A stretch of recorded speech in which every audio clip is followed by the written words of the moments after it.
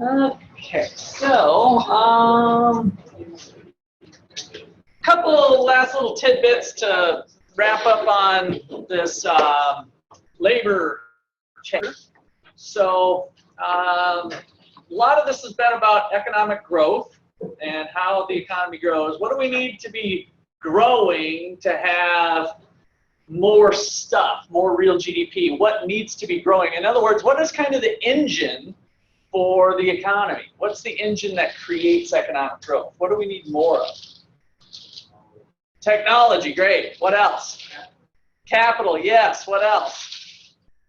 Labor or human capital. So remember, labor is kind of just usually speaks to the physical amount of people, and human capital talks about the quality of education that those people have and the skills that they have.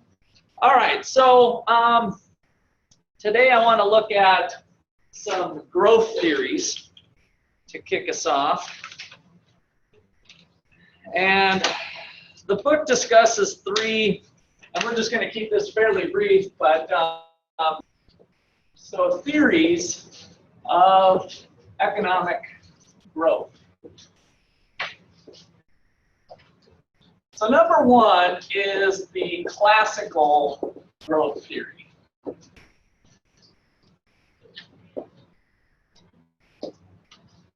All right, so this one was kind of the first theories that we have, and the idea is kind of dismal. Population growth offsets technology and capital growth.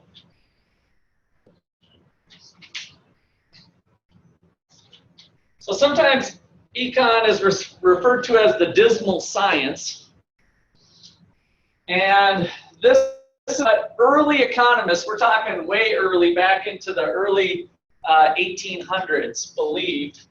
This was some of the first people like Thomas Malthus who put this out. And they said, when people start to become more prosperous and wages start to go up, they have more babies.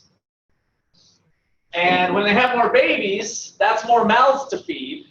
And so we never really get better off because population growth is offsetting technology and capital growth. Very true when we think back to the late 1700s. This is the time of Adam Smith in the United States. Our little country was born in 1776. What did our island look like? You know, what were we mostly doing?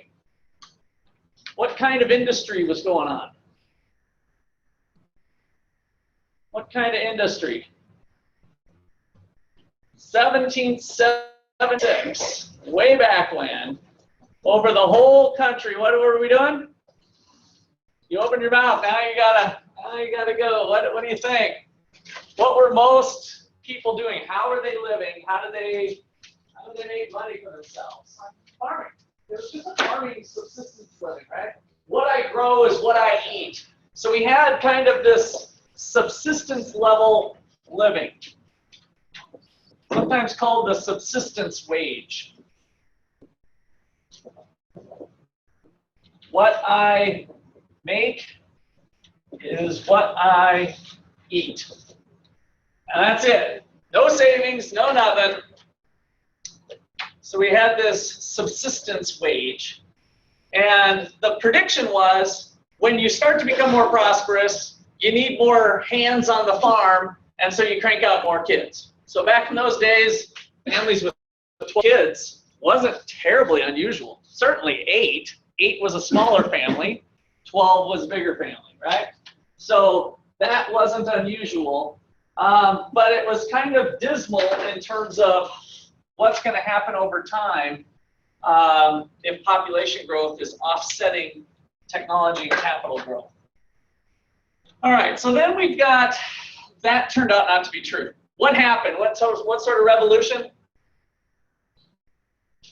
The Industrial Revolution, right? So that's the one I was looking for, where we had a tremendous growth in capital, And that allowed people to come off the farm, right? When they came off the farm, they didn't find 8 to 12 kids as desirable anymore. And so they started to reduce the amount of kids. And so we actually saw population growth start to slow as more and more people came off the farm and cities started to grow.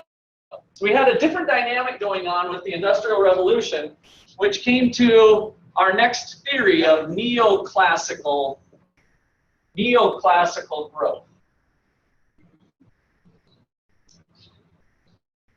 And the idea of this was an increase in technology leads to an increase in savings and investment, which is going to be our other big topic today. Savings and investment, which led to more machines. We're going to see the connection when we start to save our money. Investment is businesses going to the bank to borrow money for a tractor, maybe. The whole machine starts to kind of feed on itself, and that can lead to increases in per capita real GDP.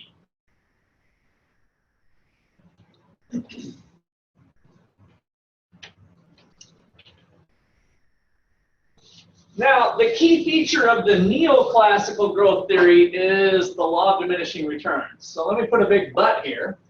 But the law of diminishing marginal product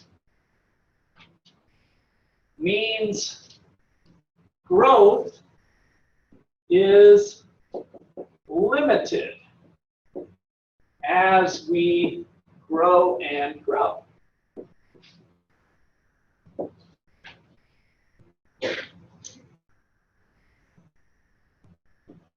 Our production function really illustrated that by its shape.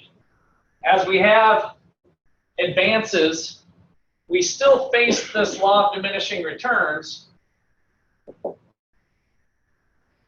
so that moving from A to B to C, let me make this a little more neck of a tail here, just to kind of hopefully illustrate the point a little more. A to B to C to D. As I keep growing, and labor and capital start to grow too at different rates, so this can be shifting up, but I wanted to think about the incremental amount of growth that we have. This is how much it grew. This is how much it grew. This is one way to kind of show the law of diminishing marginal productivity, is that the incremental amount of impact on real GDP starts to shrink, right? And so that's given to us by this graph, which is increasing at a decreasing rate. Increasing at a decreasing rate. Okay, so we have a little more optimism that we can enjoy wage growth. Okay, so that's kind of a review of what we did a little bit, putting some titles on it with the factors that we've discussed. And then the last growth theory, the last growth theory, number 3, is called new growth theory.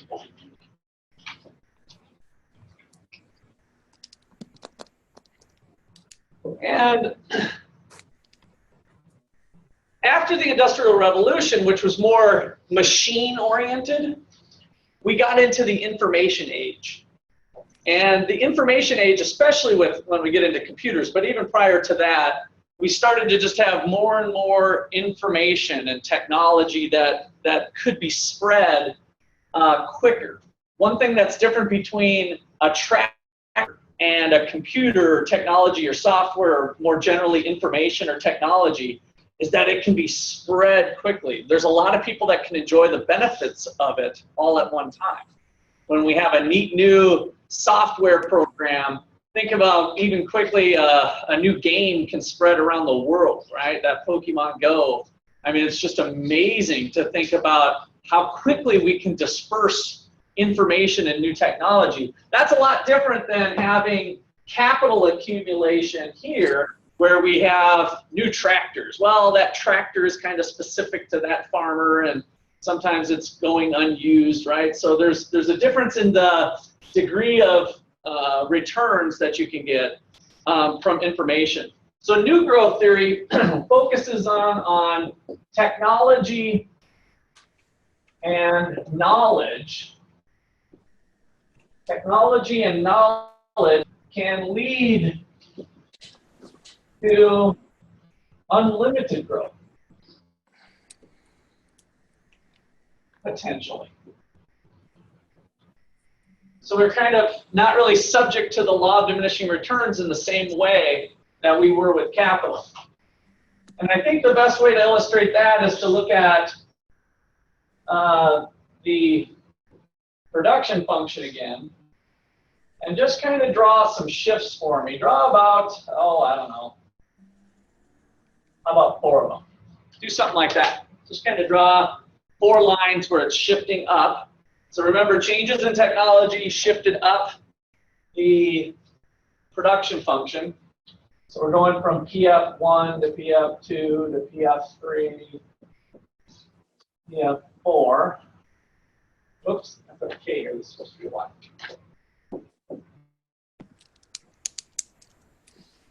If technology is always kind of continuously impinging on the economy, in other words, we don't just have like a one-time shock, but rather there's this large flow of information and it tends to be a more continual process, then it's possible in a shorter time frame for if the economy is starting at point A, then they could move to point B, C, and D. And so the path, if you will, of the economy is not this one of A, B, C, D, but more like this, A, B, C, D. And so there is no diminishing returns in the same way if we think about how technology and information might be impacting the economy and economic growth.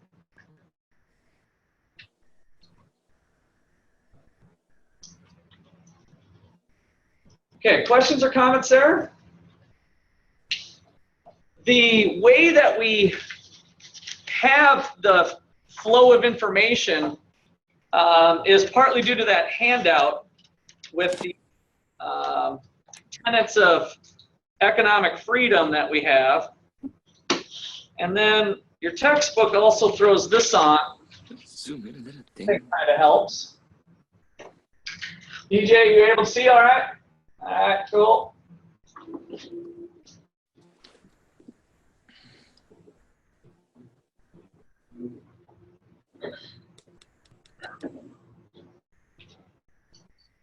So kind of some similar topics that we had before. What's good for economic growth, what's bad? So the region, the farther from the equator we are, it tends to be better for economic growth. So if we're near the equator, or sub-Saharan Africa, where it's really dry, desolate, hot as heck on a regular basis, makes it a little bit difficult. Politics, so we spent some time on rule of law, civil liberties. But what about the countries that are having revolutions and military coups taking that instance of the government and wars? Capitalist economic system, more of a market-based system, that was the whole economic freedom ranking. So where we see more market-based decisions, we tend to have more economic growth. Those are the countries that we see higher on the list. Exchange rate, if the government's kind of monkeying around with prices, that tends to be bad for economic growth. So if they're thinking, oh, gas is just too high for people, let's just say it can't be more than, I got a better example. Venezuela is in terrible shape right now. Pretty much 100% pointed at the government for messing around. Government with good intentions, but stupid policies that they should know better. If they had this class even, they would know better. But they wanted to help the poor people, and so one of the price controls was on rice. Rice was held at 14 cents a pound for rice in Venezuela. And there was long lines, and the rice stock was eventually starting to run out. rice and other goods, by the way. So the grocery store shelves were literally being depleted because of the price controls put into place, because everybody needs food, so the government thought they'd keep prices low. Well, as money ran out with the government and some other things, this was kind of a slow process over time, there's people literally starving in Venezuela. They can't get food, especially people who get sick.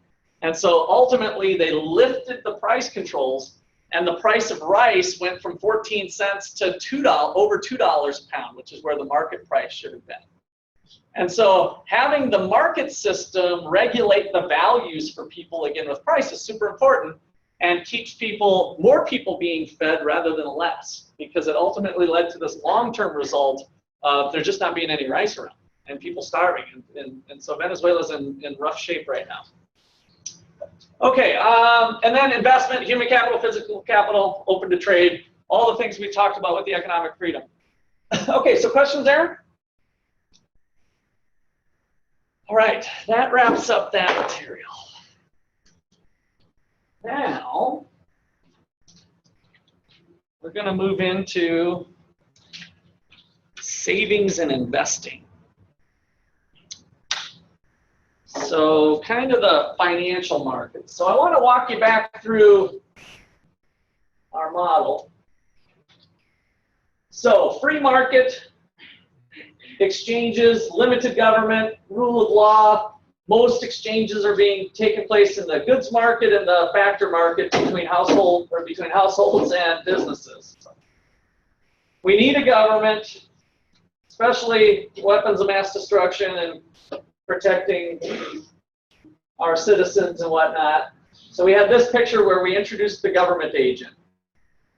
Talked about the tax and spending flows of the economy.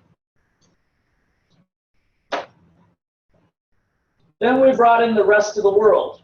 So we've got China adding in imports and exports. So as a household, one of the things I want you to track now, again, is we've got income after taxes, our disposable income, that we're going to buy American-made goods and some foreign goods. So we're going to choose imports or consumption. Well, the one thing we've left off so far is what? What else do households do with their money besides buy American goods, buy foreign goods? They invest or they save, right? So that's our next part that we're going to add is financial markets. So we got our plate of spaghetti. This is as big as our plate of spaghetti is going to get. So we've got, starting with the household now, this is the new channel that I'm introducing, is with your after-tax income, you can buy American, buy foreign, or save your money. When you save your money, you're putting it into the financial markets. And that's what we're going to spend our time on today, is the financial markets. Now, what is the other flows coming into here? What does this flow have to do with? It's coming from the White House. Does the government, are they known to save money? Are our little government bureaucrats and politicians good savers, good little savers for us? No, they're good little spenders is what they tend to be. And so most of the time, if we look at total government spending versus total tax collections, which one's bigger? Spending. So we end up having what's called a government deficit, right? So this goes across party lines. The last 30, 40 years, so whether we go back to Bush, we can go back to Reagan for crying out loud. You know, all the presidents since Reagan, they've all had deficits as a part. There's been a couple areas of surplus, but mostly all deficits. So if the government spends more than they collect in taxes, how do they pay for their bills?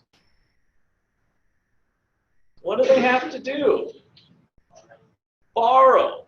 Now, printing money is a pretty good answer too, and we'll get into that later.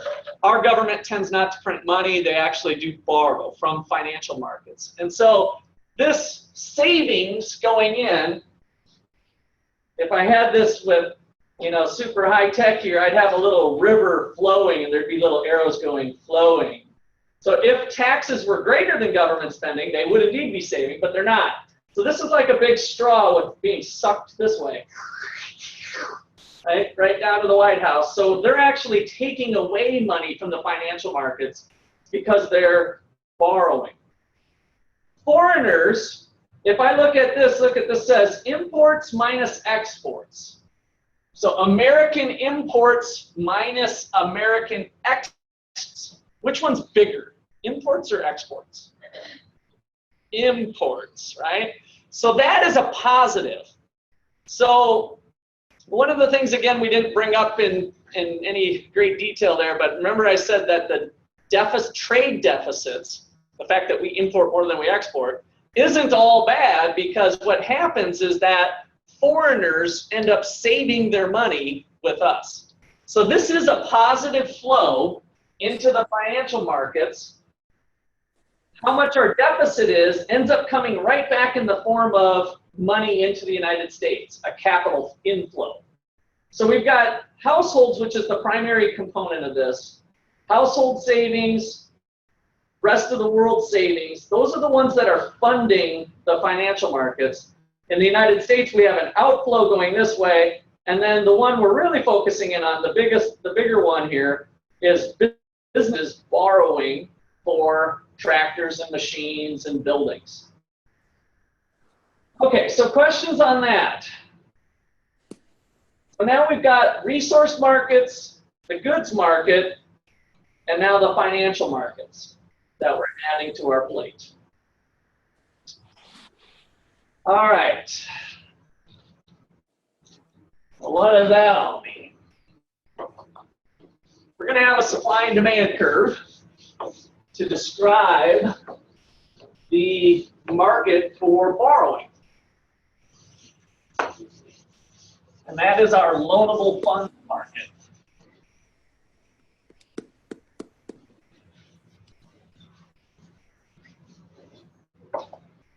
All right, where'd my marker go? So let's see.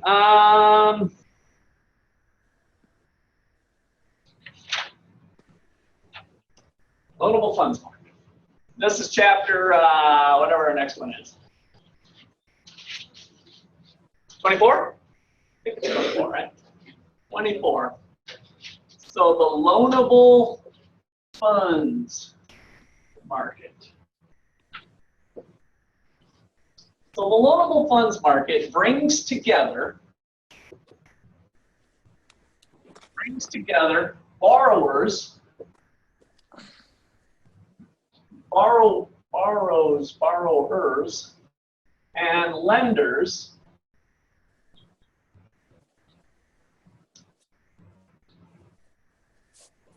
to save and invest.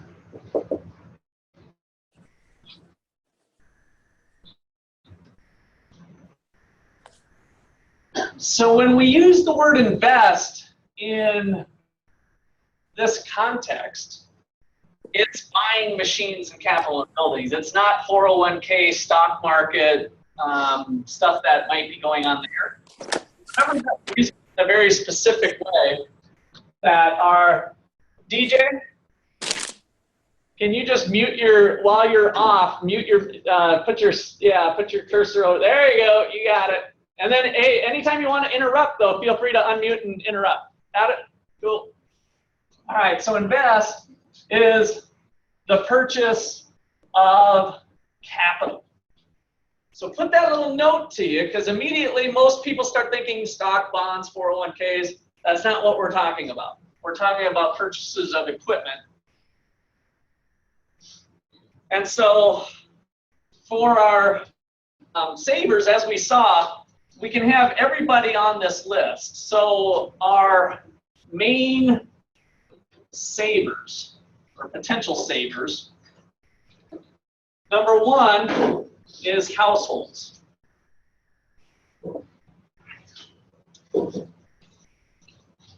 Number two is business.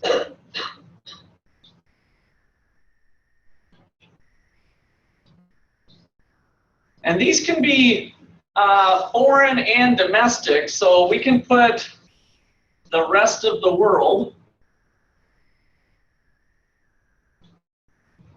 And finally, governments.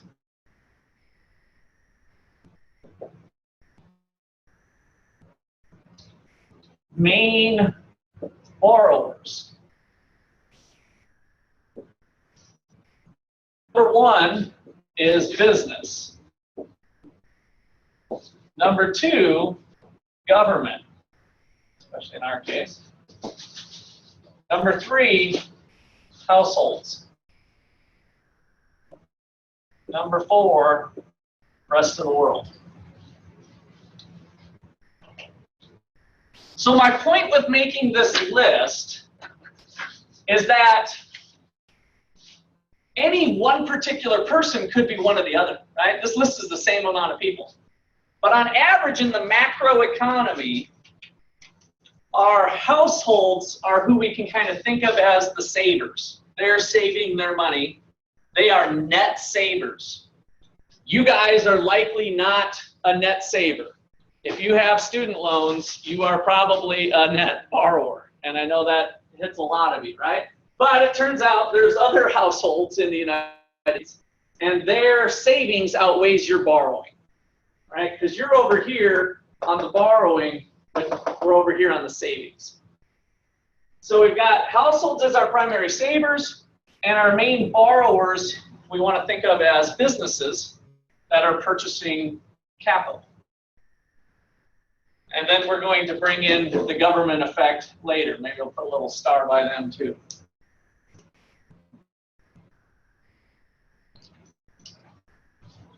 Okay, so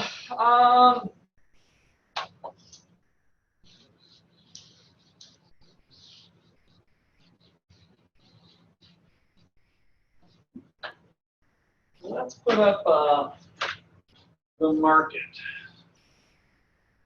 So draw a nice big graph for yourself. Don't cheat out on your space. We're going to have the supply of loanable funds and a demand for loanable funds. SLF and a DLF. And what is the price of borrowing? What is the price of money? So normally when we were in micro class, I know not all of you have had it, quantity of pizza, price of pizza. But now what we're measuring is the quantity of loanable funds. Right? So this is in dollars.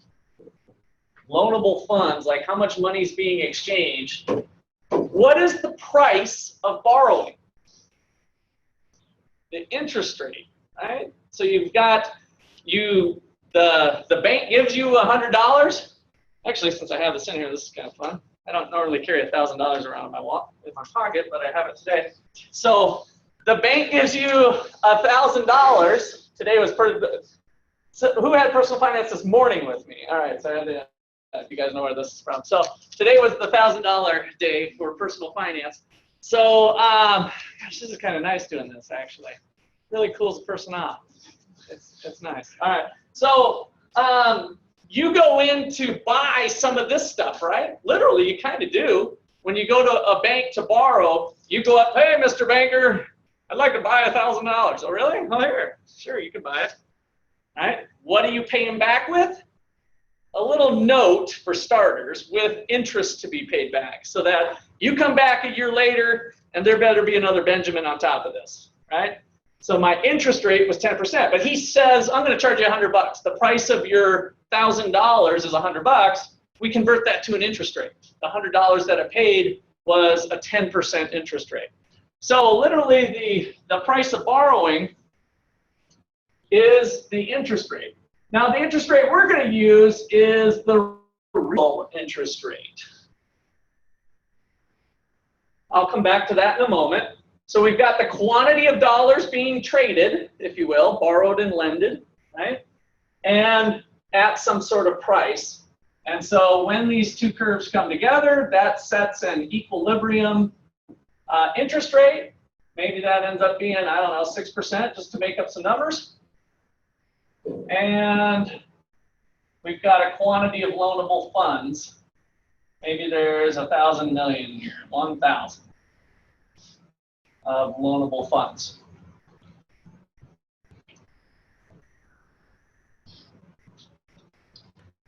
Okay, so again, just a quick little justification for why we predict that would be the interest rate. If interest rates happen to be higher, we'd have a surplus of funds, right? The supply of funds would be greater than people who want to borrow. They'd run out of borrowers. They say, hey, we can get more borrowers if we lower the interest rate, right? So that surplus would cause interest rates to fall. If interest rates were too low, a whole bunch of people want to borrow some money, but there's only this many people willing to lend money, so they would negotiate and prices would start to rise. So that's our justification of why we get to 6%, why we predict that that would be the rate that would clear the market and kind of make everybody happy. Okay, so R equals the real interest rate.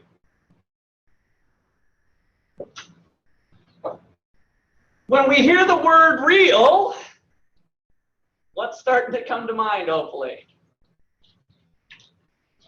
Quantity, good. Just start thinking quantity, like how much can I buy, right? So let me go back to my lender. And the lender, I gotta play both sides of the equation here. So the lender gave me the 1,000, and a year later, I gave him that extra 100, right? So a year later, he gets the extra 100. How much does this get him? That's what we want to think about with the real interest rate. Well, what was the good I used before? It wasn't ramen noodles. I don't know why that's in my head. We had 30. Oh, we had you had the potato chips, right? Yes. Yes. What's your name? Stephanie had the Lay potato chips, right? So we had a bag of potato chips was $1. So if the banker gets $100 from me a year later, how many bags of chips can I buy? Well, if the inflation rate was 5%, the bag of chips now costs $1.05 with his $100, right? So we need to take into account somehow. It's a little bit different with interest rates as opposed to prices, like the wage. Remember when we had Amanda's Julie mom or mother-in-law, or what was it? Mom-in-law. So Julie had the wage of $35, and we would divide by the price level to make it the real wage. That was our adjustment mechanism, right? To make sure Julie's shopping cart had how much stuff was in the shopping cart when she went to the store the next year with her $2 raise. With the interest rate, we're going to do a really kind of an easier thing, and that is to subtract the inflation rate from the real rate of interest, or from the nominal rate. So the real rate of interest is equal to the nominal rate minus the inflation rate is our equation for this. And it's becoming with interest rates. This is called the Fisher formula. So remember that. Kind of an interesting story. Irving Fisher was a brilliant mathematician, economist guy. He was the inventor of ivory soap. So he actually came up with ivory soap. He had some other things. Can't remember if it was Formica countertops or something. Anyway, brilliant guys, you know, one of those genius types. Well, he figured this out, this formula, and then sometime around there, he started taking all his clothes off around Yale and running around the campus naked. So like a lot of these genius people, their brains start to get scrambled over time, but that's Irving Fisher's story of running around the campus naked at Yale. But luckily, he came with these awesome things prior to going totally insane. One of the reasons he went insane, or that caused him to go even worse, was the stock market crash in 1929. So again, he's the ivory tower, super smart genius boy. He'd been making tons of money in the 1920s as the stock market was going up. And so he got a lot of his family and friends, and he kind of managed their money. He put them into a bunch of stuff in the stocks. And then, of course, they all lost it with the Great Depression when the stock market crashed. And so he felt really bad about that. That kind of is one thing they point to that kind of led to part of his derangement. But, all right, good old Irving came up with this nice little formula.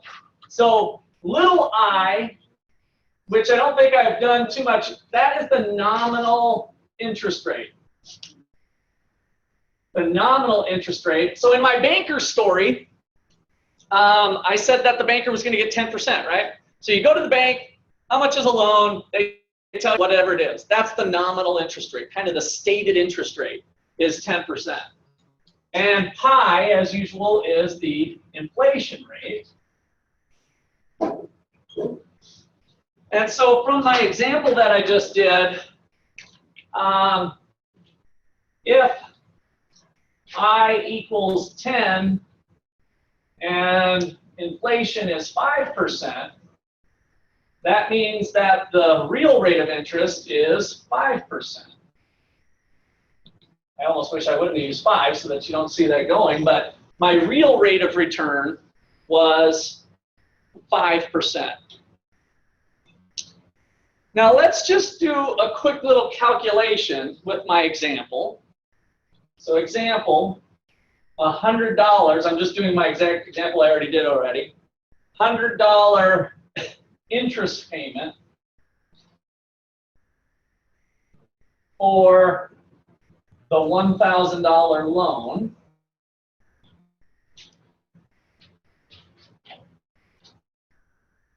One year from now, well, let me put a little more meat on the bones here, I guess. If the price of chips in 2015 was $1, and the price of chips in 2016 is $1.05 because of the 5% inflation, how many chips does my $100 buy? Who's got their calculator on? So Mr. Banker has the $100 in his hand from the loan deal.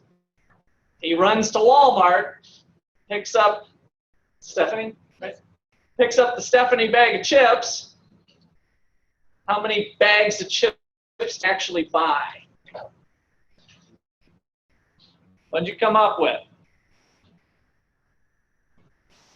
How many bags of chips does he buy? He takes his $100 interest payment from you, runs to the store, chips are $1.05. How many bags of chips go into his shopping cart? How much? 95? Everybody get that? Now, did you have 95 and some change here? What you took the quantity of chips in 2016 is my $100 crispy dollar Benjamin divided by my $1.05 equals, give me a couple decimal places. 95.238, let's call it 24. 95.24 bags of chips. Okay, so how many bags of chips could I buy for with $100?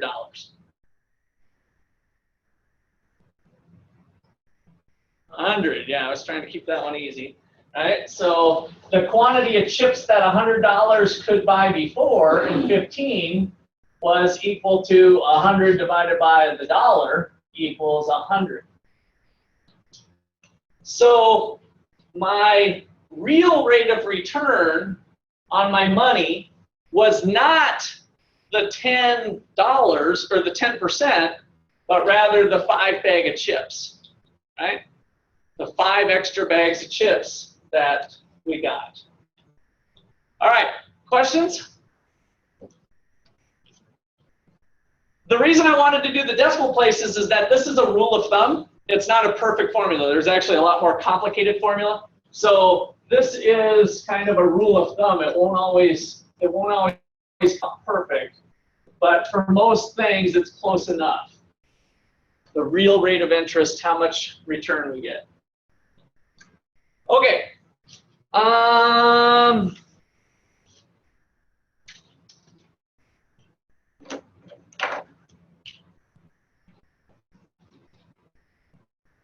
Okay. Works. Let's us define those curves like we did for labor demand and labor supply.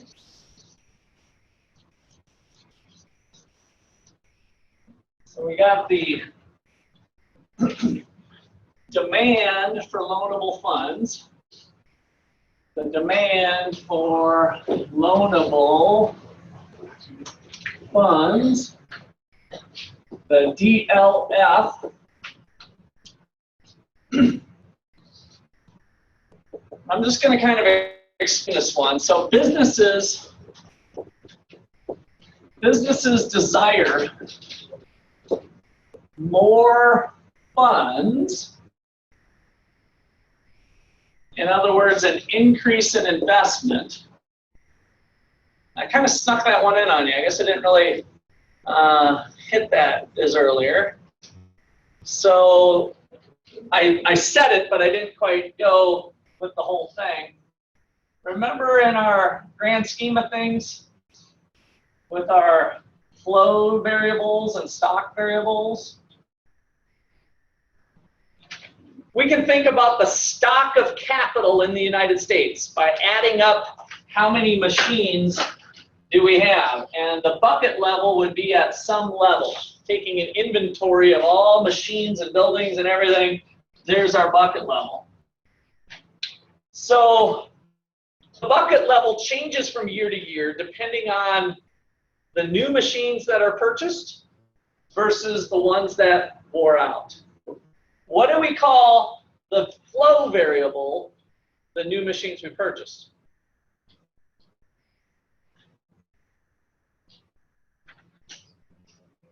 Investment. So the investment part is from our cigarettes, remember? Y equals C plus I plus G plus X.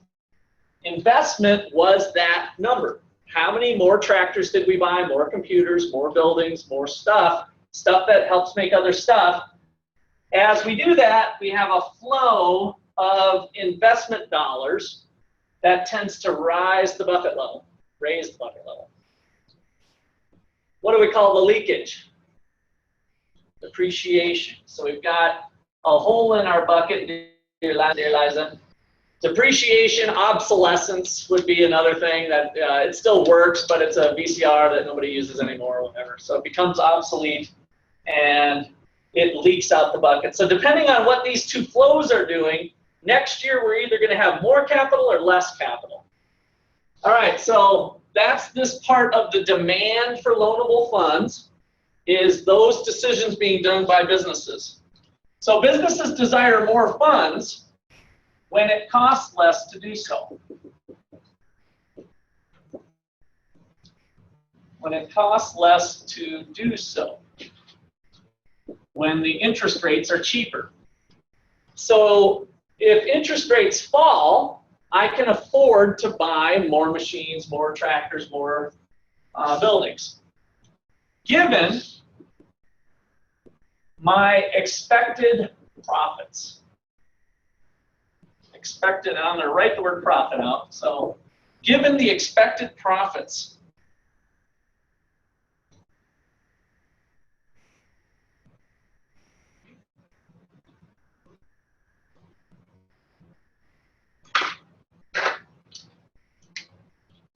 all right, supply of, any questions there? Supply of loanable funds.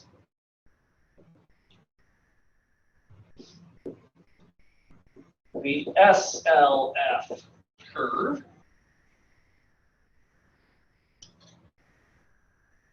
The lower R is, the lower the real interest rate is, the lower is the opportunity cost of consumption.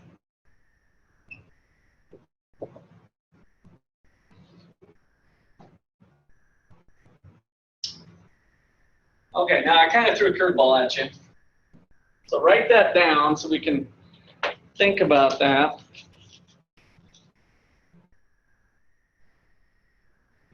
The lower the interest rate, the lower is the opportunity cost of consumption.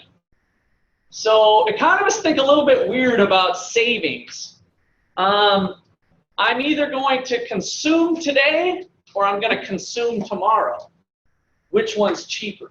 So we kind of make this over time preference, and this is where most Americans, for behavioral reasons, kind of fail to recognize how important it might be to save for a rainy day, to save for tomorrow. Part of what we work on in personal finance is having that emergency fund and thinking about how we might save our money rather than just take on debt.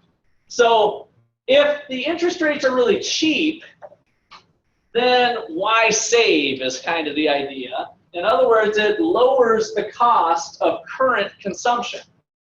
So when interest rates are low, I'm on the SLF curve here, if interest rates are low, then I'm going to reduce my savings, right? So it almost makes more sense talking at the savings way. That's why I didn't give it to you first. Interest rates are cheap, screw it, I'm not going to save, is what we're really getting at. But I want you to start thinking about the trade-off between current consumption and future consumption. So what do we save our money for? We save it for retirement. Well, what does that mean? When I'm old, I hope to have some money that I can spend stuff on, right? So it's really a trade-off between current consumption and future consumption. So we kind of call savings today as a choice towards future consumption. All right, so let me finish that sentence here. So the lower the interest rate is, the lower is the opportunity cost of consumption, and therefore, kind of getting color crazy today, and therefore, we consume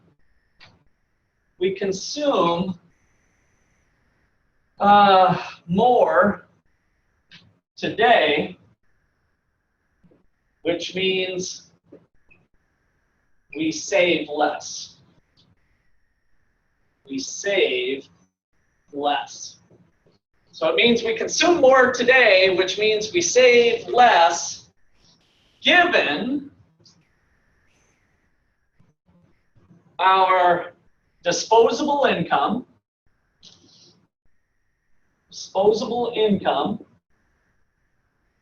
which I'm going to use Y subscript D. We'll come back to that here in a little bit. I've mentioned it before, it's income after taxes, right? Disposable income, income after taxes, also given my wealth, and finally, I'm kind of squeezing in room here, so let me know if you can't read it. Wealth and expected future income. Expected future income. So we got three things. Given our disposable income, our wealth, and our expected future income. All right. Oh, is that me? You guys get like free stuff? Oh wow, this stupid game popped up somehow. I never even played that one. That's not fair.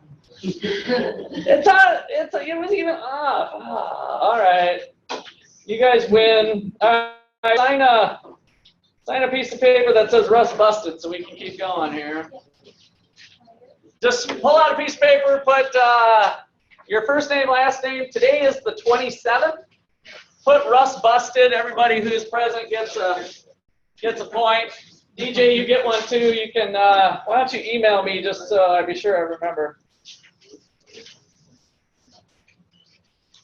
All right, so before I was so rudely interrupted, I was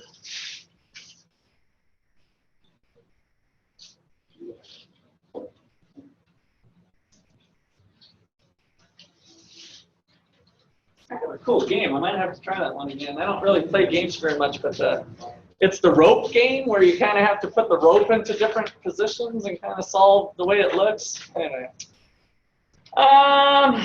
Okay, so save blah, blah, blah, blah, blah, blah.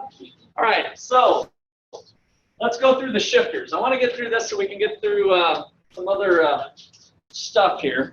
So this is the definition of the curves, why they look the way they look. And then now we need to think about what makes them move.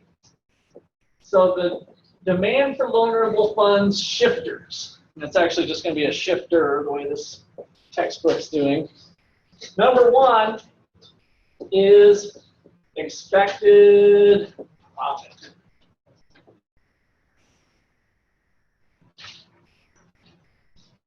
Expected profit.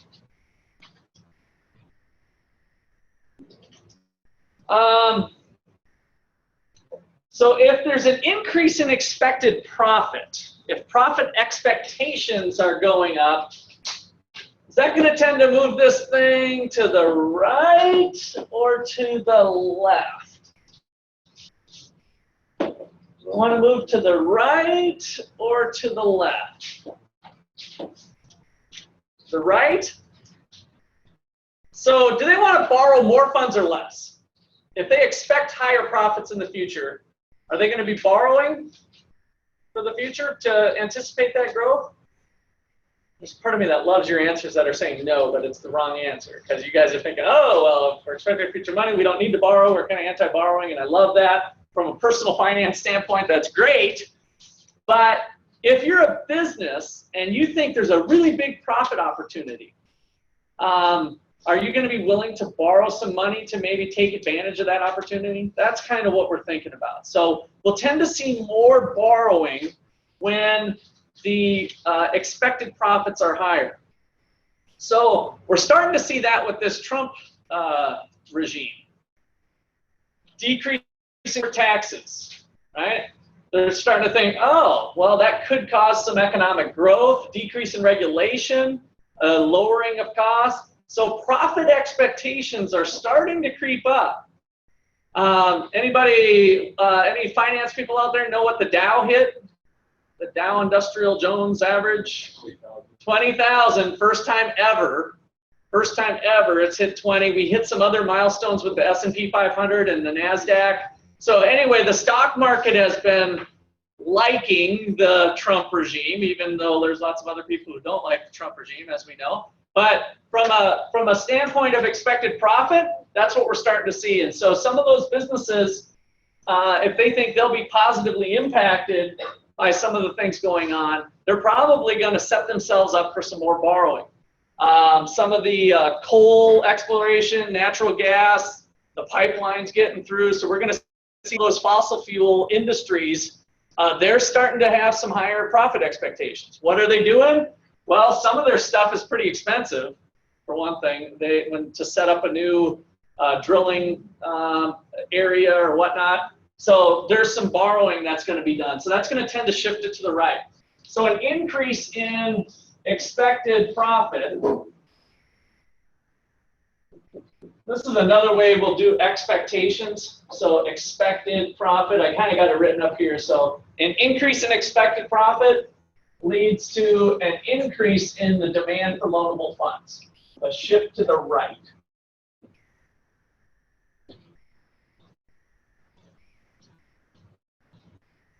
So what would cause, just to list some examples, decrease in corporate tax, decrease in regulations, the other thing I was thinking of, just in general, an increase in the economy. So economic growth, if economists are predicting that the economy is going to grow, we're going to go through an expansionary phase, or that the growth is indeed going to go from 3% to 4% like we talked about. All of those would be reasons that businesses would start to change their profit expectations. Okay, so questions or comments there? I know sometimes I don't pause enough to, you guys don't be bashful. All right, SLF shifters. Okay, so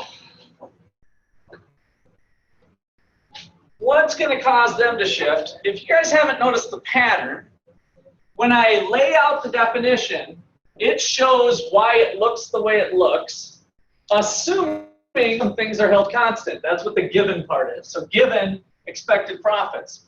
So the same things that are held constant when we draw the graph are exactly what the shifters are. So our first shifter we're going to look at is disposable income.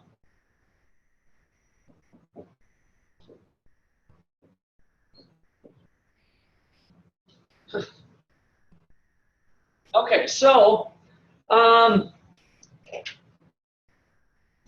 So couple little formulas I want to throw your way on this. So first of all, disposable income is equal to gross income minus taxes.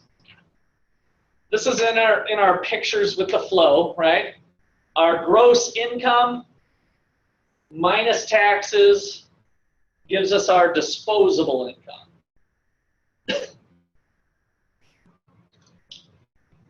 And our disposable income is going to be broke down into spending it today or potentially spending it tomorrow. So we can think of our disposable income as consumption plus savings. We can get a little more fancier by saying U.S. companies versus the rest of the world with the imports, just like we did on the picture. But we're just going to leave it as consumption here for simplicity. So look, we're really assuming a closed economy, which I'm fearful of that Trump might do, right? We don't want to build too big of walls that we don't trade with anybody, but it's called a closed economy. So we got consumption plus savings. All right, so if there's increase in disposable income, are people going to save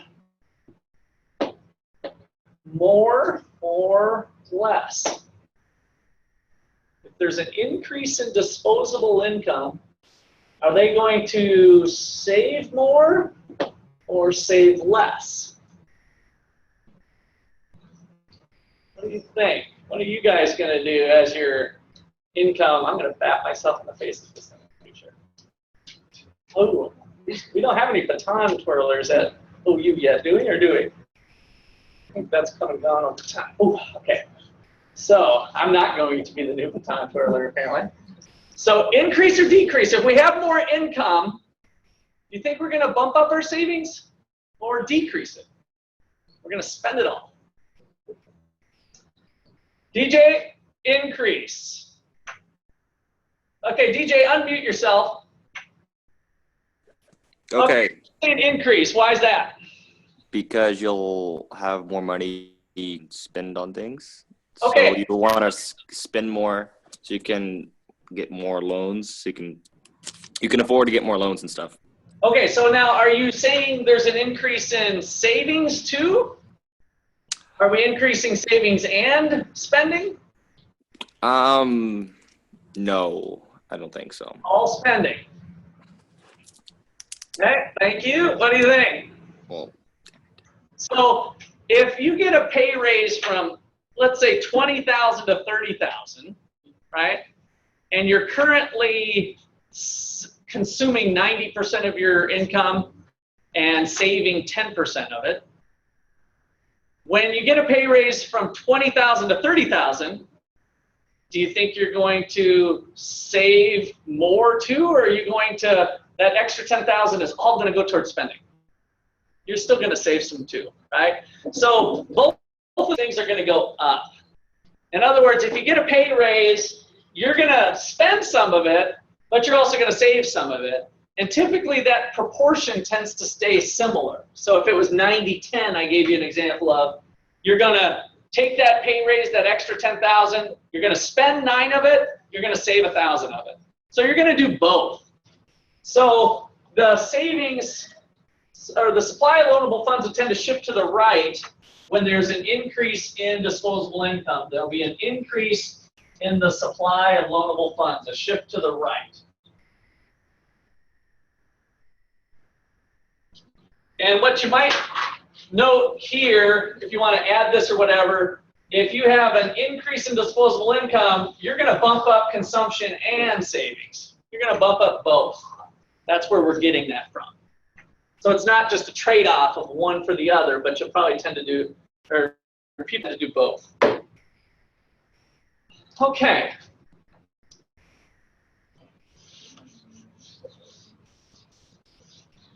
Our next category was wealth. My first question is, what's the difference between wealth and income?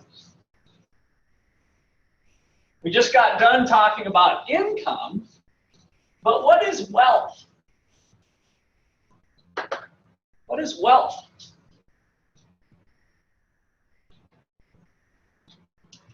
I want to be wealthy. Well, what are you doing? What are you doing? Okay, be comfortable with your money situation, Amanda.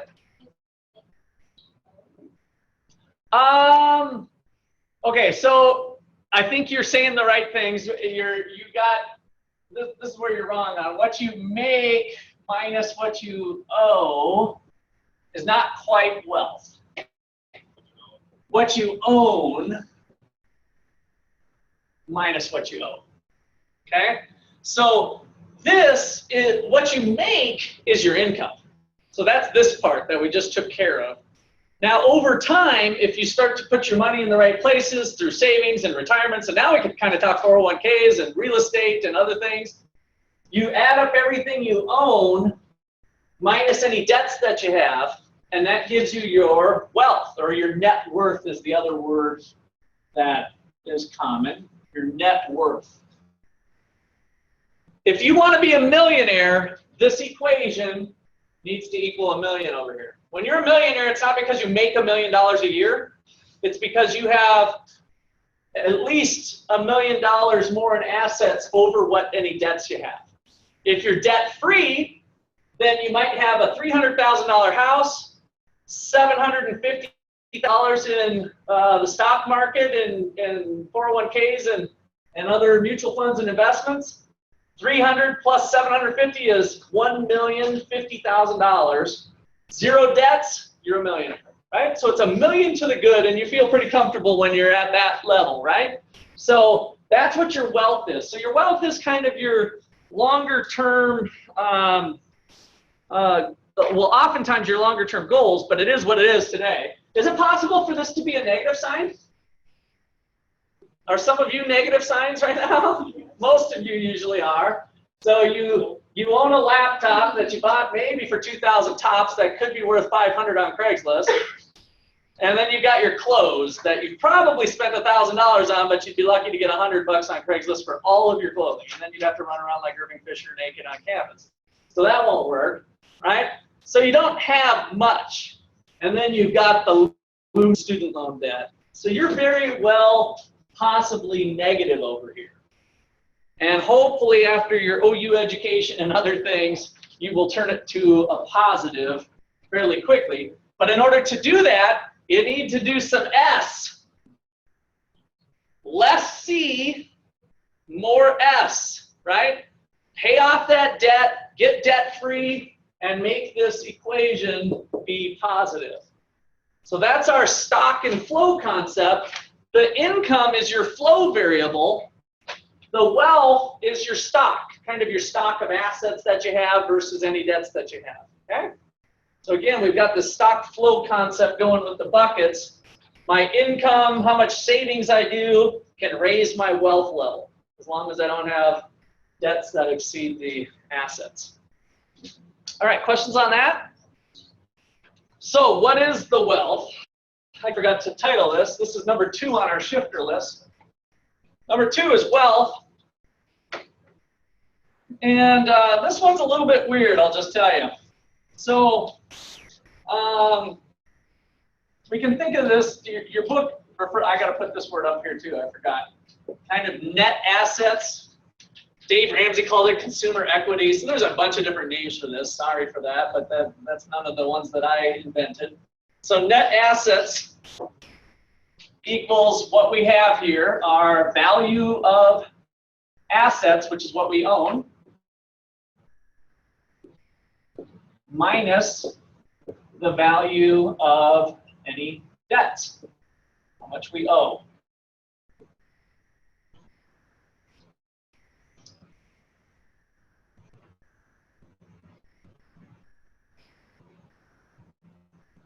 Okay, so if there's an increase in wealth, if we become wealthier, holding all of the things constant, how is that going to affect our savings behavior with our current paycheck? Again, this one's kind of weird. What's that? Save less, that's right. That's where it's kind of weird, right? So holding constant, our wealth is going up. And so if we have our wealth go up, we tend to save less because we already are meeting our targets, if you will, right, through our increase in wealth. This is what happened during the financial crisis when the economy imploded in 2008. Prior to 2008, home prices were going up and up and up and up. So homeowners were enjoying, hey, I have a $200,000 house. Geez, this year it was only worth $180,000. I gained $20,000 worth of wealth. Well, screw it. I'm going to go to Cancun. I'm going to not save as much as I used to because I got all this money in the house anyway. We're good for retirement. My house is solid, right? And so having an increase in wealth caused people to decrease their saving behavior. All right, so this is, let's put example, housing financial crisis. Housing financial crisis 2008 in the United States.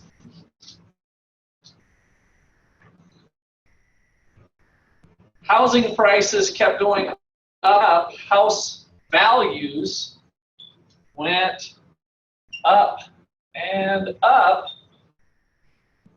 and U.S. households decreased their savings.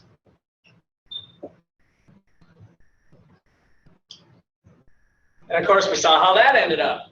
Up and up and up. Oh, I'm fine for retirement. Boom. Crash of the housing. Oh, crap, I lost everything. I haven't been saving my money in other places. And now I have to kind of change my life around a little bit. All right, so questions on wealth at all? All right, number 3 is usually the easy one for college students. Expected future income. Expected future income. How many of you are living on your expected future income right now as we speak? Expected future income. How many of you are living on it? That you expect to make more when you get out of here. And what does that induce you to do? Spend more, but also borrow, like your student loans, but you're spending, right? That is spending. You're spending it on tuition. We don't really think of it always as spending. You're investing in your future. But be careful of that. So expected future income, you're hopefully anticipating a decent paying job to be able to pay back those student loans. So an increase in expected future income, if you expect to make more money in the future, you tend to decrease your savings today.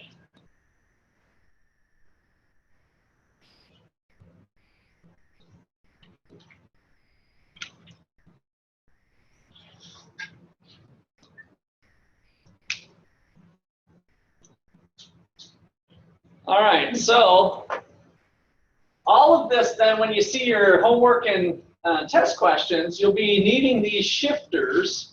So if we are having higher expected future income, what's your prediction on interest rates? Well, that's going to decrease the supply of loanable funds, driving up interest rates, right? Causing a reduction in the quantity of loanable funds. So all of these arrows, remember that all of these arrows go the other way too, because what happened in the United States after the housing bust, expected future incomes went down, right? Our income prospects went down, causing us to increase our savings. So remember, these arrows always go the opposite direction as well. Okay, questions on that?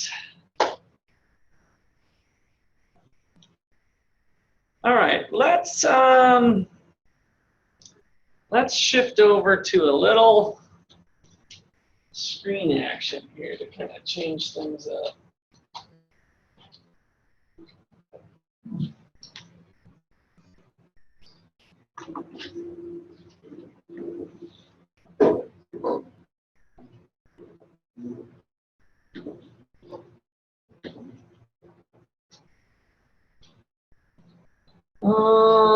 Okay, let's see, where is this?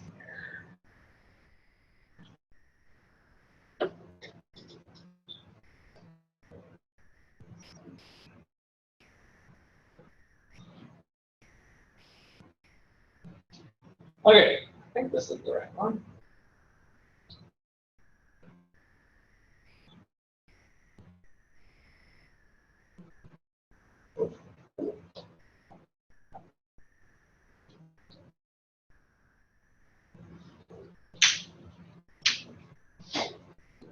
All right.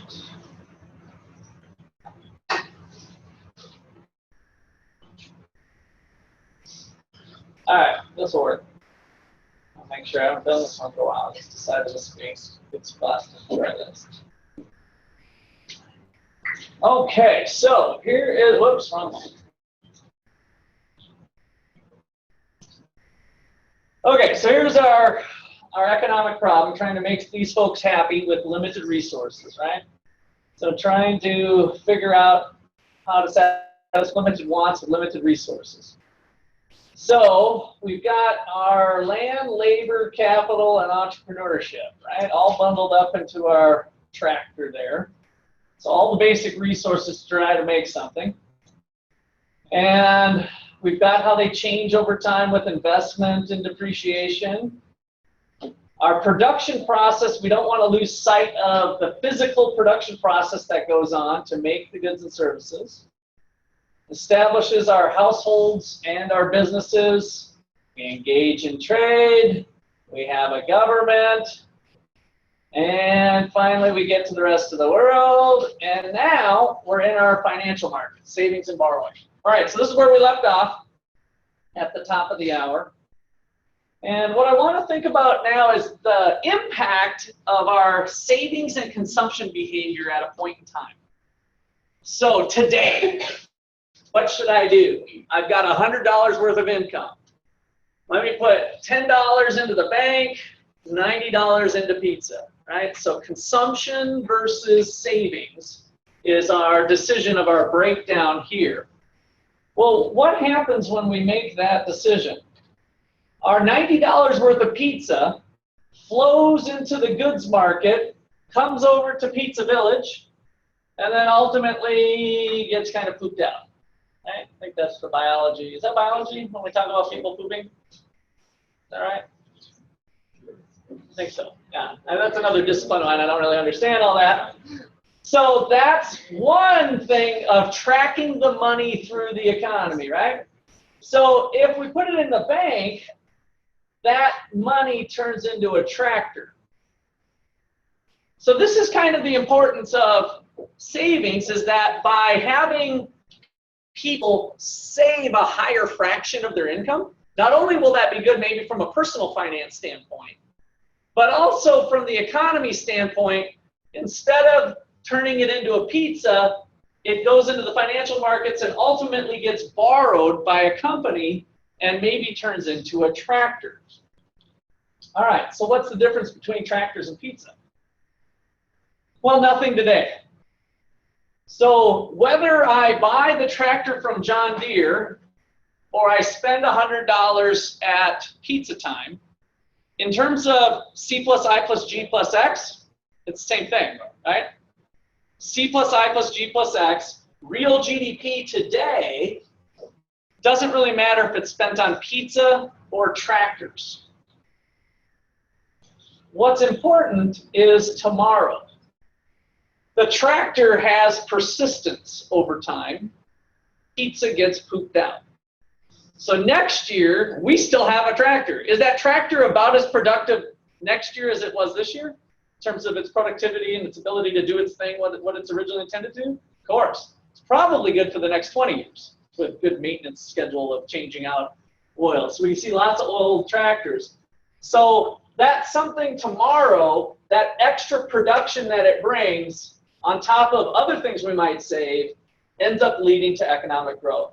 And so that's where physical machines end up being important in the wealth of nations.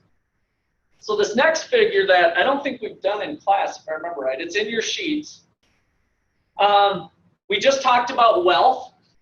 If we look at the wealth of the United States, and I think this is still roughly accurate today. I did this a while back, but about $50 trillion worth of wealth for households in the United States.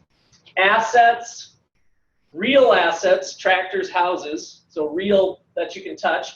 Financial assets, stocks, bonds, and other financial instruments. And then total household debt, add those up, we've got 50 trillion to the good in the United States.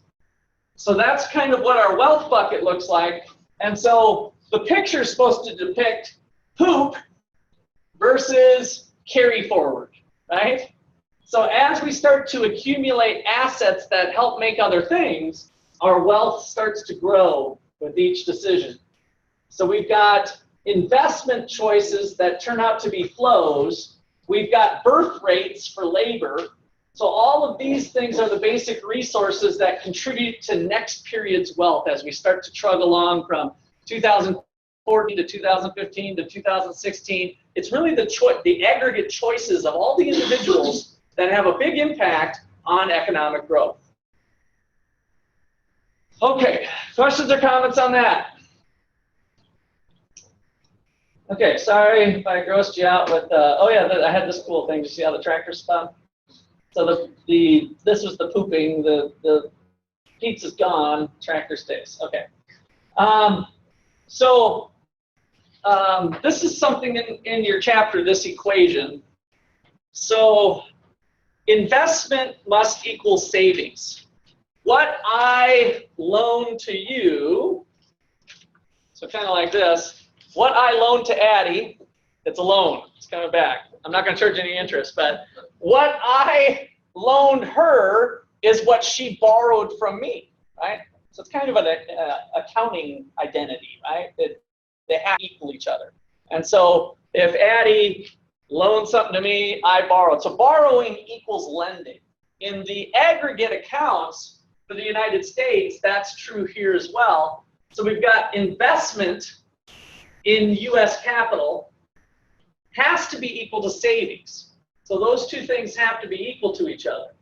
Now, it turns out there's other sources that are plate of spaghetti called to our attention, is that we can have private savings by U.S. households. That was the primary one that I started off when I said the main savers and the main borrowers. So the main savers are households.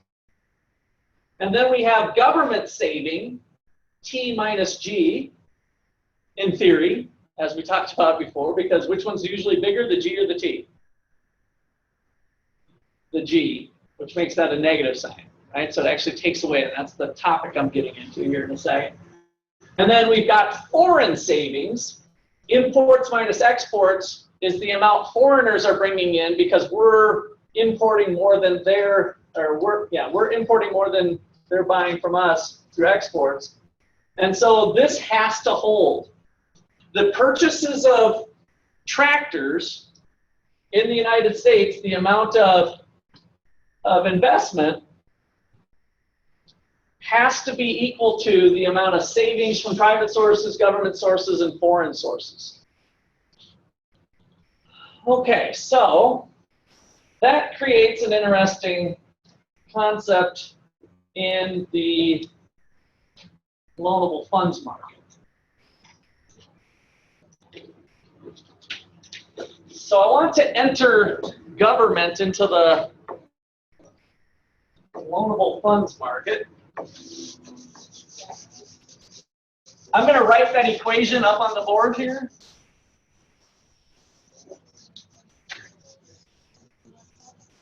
I'm going to write more of an equation than you probably want to see. Yeah, let me.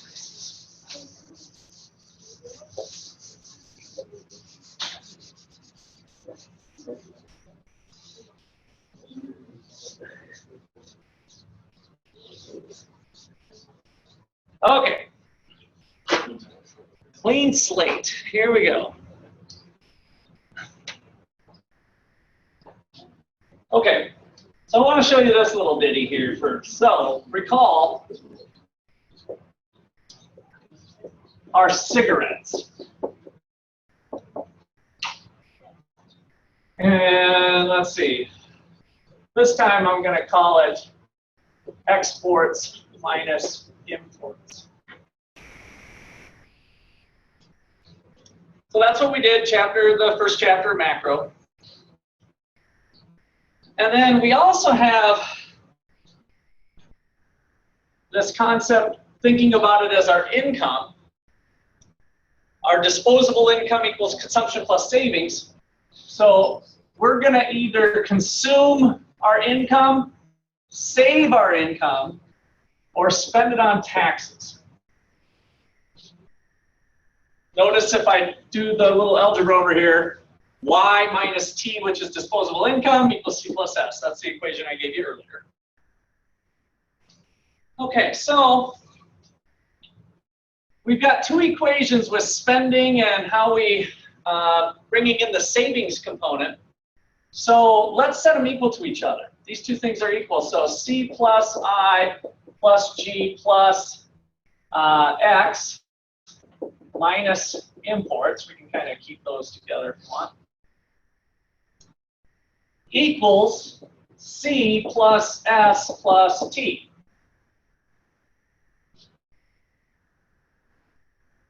Set it. So all I did was set equation. We call this equation 1, this equation 2. Set 1 equal to 2. So this can kind of be simplified, right? What can we do with the c? It goes away. We got a c on both sides, so minus c from each side. So that kind of disappears on us. And I want to set this up as investment equals savings plus, throw the g over there, minus g from this side, put it over to here, plus t minus g, and then throw this junk over to the other side, and we have what I had on the overhead. Imports minus exports. So this is kind of a handy formula to get us to think about capital flows for this chapter with investment and savings. And again, this is private savings, U.S.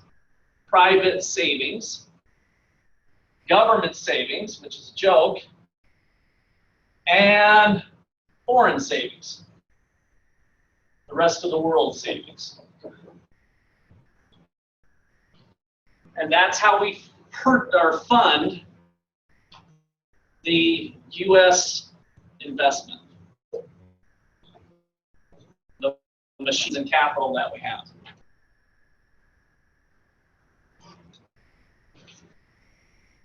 So the topic I want to spend a little time on is the impact of the government deficit. So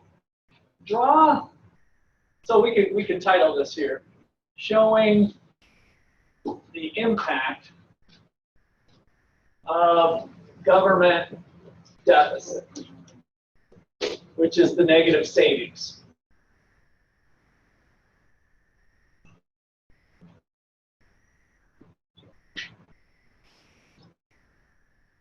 So draw the loanable funds market, home base. Just draw the two lines crossing, just like what we did before.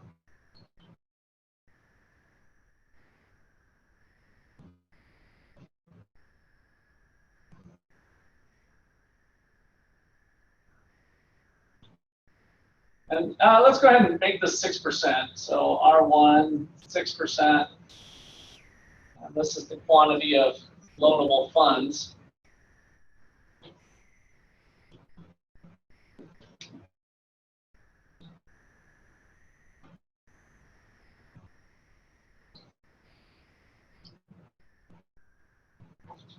So if the government has a balanced budget, then what's true about T and G?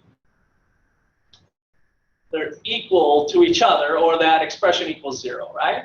So if T equals G, there is no government borrowing or savings. That just kind of disappears. It becomes 0.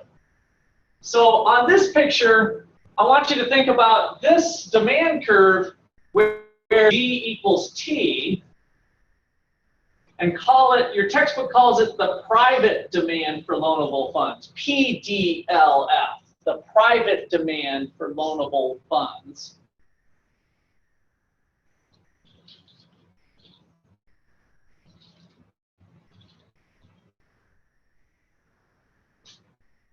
So if we get back to reality, where balanced budgets don't exist in the United States, which one's bigger than the other, G or T? Which one's bigger?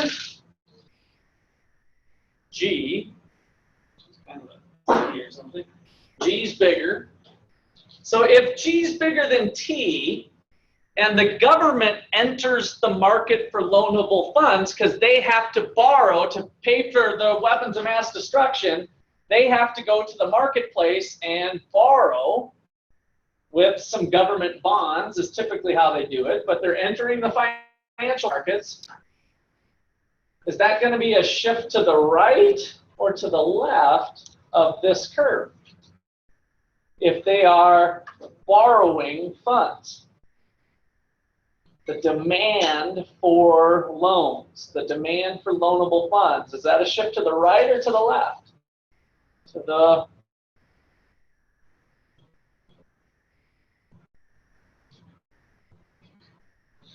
everybody secretly give me some fingers going the right direction. All right, yeah, then we don't have to talk. That's nice. All right, I see a lot of people moving this way. So we'd have a shift to the right of the demand for loanable funds. Now, I didn't do this with either the labor market or the loanable funds market, but I think this is helpful with the whole right and left business. One way to think about it is that at 6%, businesses needed this much funds. But if the government steps to the plate, we need more funds at 6%. If interest rates are low, businesses wanted to borrow this much funds, but now the government wants some money too. If interest rates are high and the politicians can't balance their budget, businesses want to borrow this amount, but now the government wants to borrow too.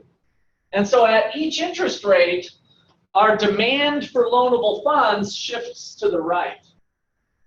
And so we're going to have a rightward shift for the demand for loanable funds that includes the government. So now put a little subscript without the P, because now the government's involved. This is the real demand for loanable funds, where G is greater than T.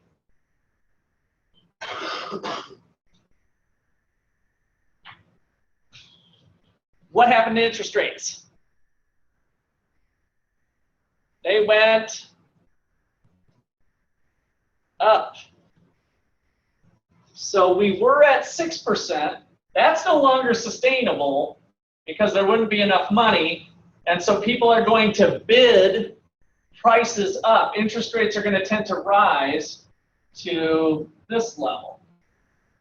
So R2 might be, oh, let's call it 8%.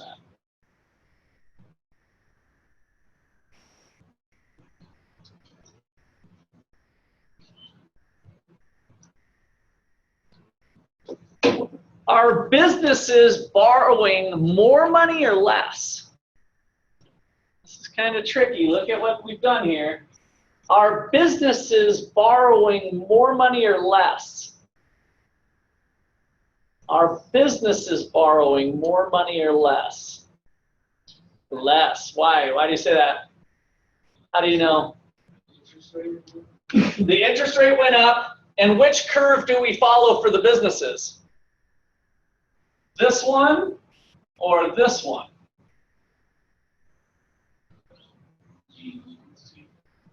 Where G equals T, that's right. So this represented businesses because the government wasn't involved, right? So this is the private demand for loanable funds. Businesses ended up lowering the amount of capital they were purchasing through loanable funds. Borrowing less money for tractors, less additions to buildings, less computers, less machines.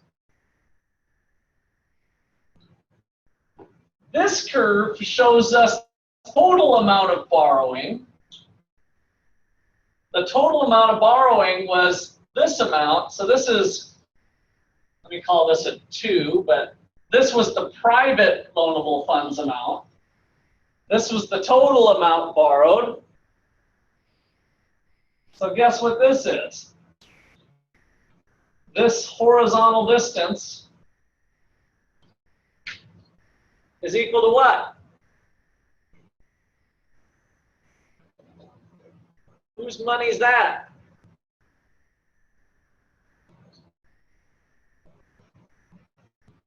So businesses are borrowing $800. They used to borrow $1,000. Total borrowing is $1,200. Whose money is this $400 million?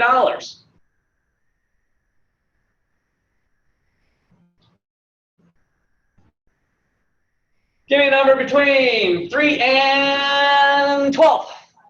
1, 2, 3, 4, 5. What is that amount? This 400 million. You with me on this, by the way? So when the government wasn't borrowing, businesses were borrowing $1,000 at 6%. Government steps in, interest rates rise to 8. That causes business borrowing to fall to 800. But we know that there's total borrowing at 1,200. My question is, what's this $400, 400 million, or whatever we're talking about? Whose money is that? The government's, right? That's how much borrowing the government's doing, and it's equal to the amount of their deficit. So this distance here is the deficit.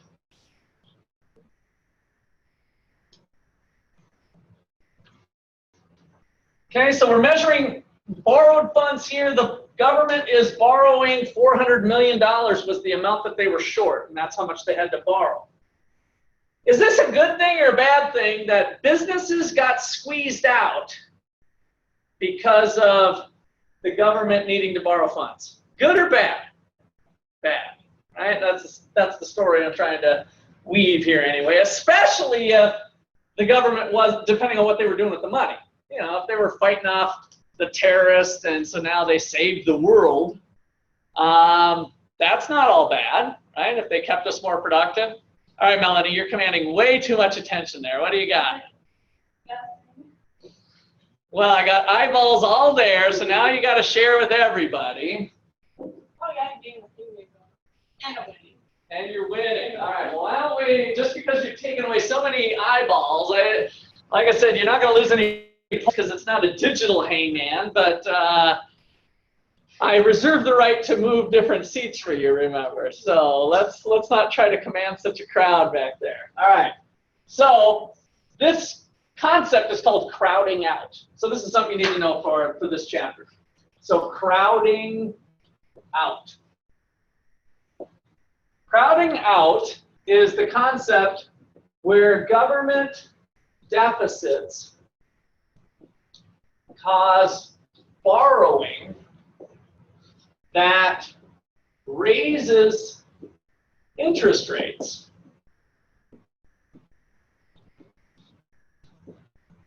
Government deficits cause borrowing that raises interest rates, causing less business borrowing.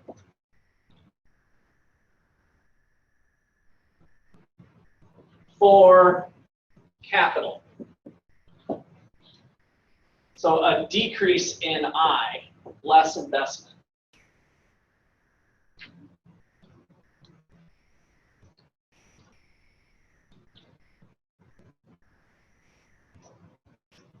All right, so the crowding out effect would be this effect right here from 1,000 to 800. That is the crowding out. And as I already identified, the whole amount is the amount of the deficit. And then a guy named Robert Barrow in the 70s looked at this and said to himself, I wonder if households would do anything to offset that. So I want to add now the Ricardo-Barrow, B-A-R-R-O, the Ricardo-Barrow effect. So Robert Barrow, a world-renowned economist, came up with this idea, and he published it in a journal, and maybe this was prior to his publication, but some economists looked at it and said, hey, David Ricardo came up with this back in the 1800s. You're cheating. Turned out he wasn't totally cheating or copying. So remember, Ricardo was our free trade guy with England and France, the Ricardian trade model, the first model that we did with trading chicken, and chicken for wine was the original thing, but we ended up doing cars and food.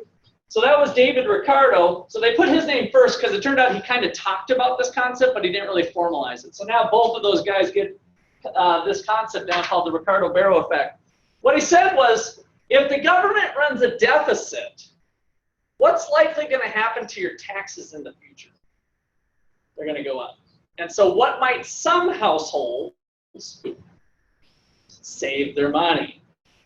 So he thought that, hey, if households might partially start increasing savings. Now look at what happens here.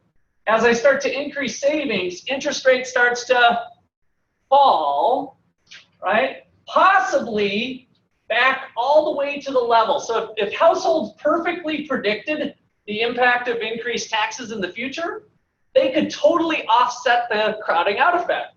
Because if we go down to here, then the deficit still remains. Notice that this horizontal distance just kind of floats along here, but we're back to the businesses borrowing 1,000.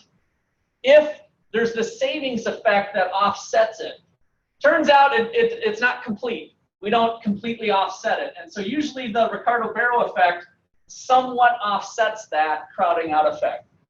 All right, so let me write that down. Ricardo-Barrow effect is an increase in the SLF curve, an increase in savings by households to offset future tax liability from the deficit today.